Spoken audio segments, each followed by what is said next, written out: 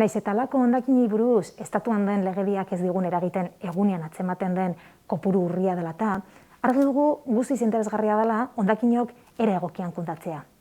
Izan ere, hildako animalien erraiak eta hondakinak abandonatzeak osasun publikoko eta bere osasuneko arazoak ekar ditzake berekin.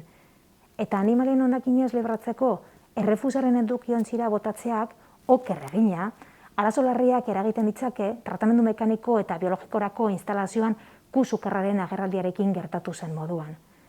Hori delatan, erabaki dugu halako hondakinak bereiz jasotzea. Horretarako, beren beregi jarriko diren 12 edukiontzitan, lurralde guztian zehar kokatuko ditugu edukiontziok, eta beltzaintzako ustealdegetan animalien gorpua jasotzeaz arduratzen den zerbitzuak jasoko ditu horiek ere. Lurralde osoan zehar kokatuko ditugu biltegi horiek, horrela eskualde guztiei emateko zerbitzua. Baliteke, geroago edukiontzi gehiago jartzea dagoen eskariaren arabera.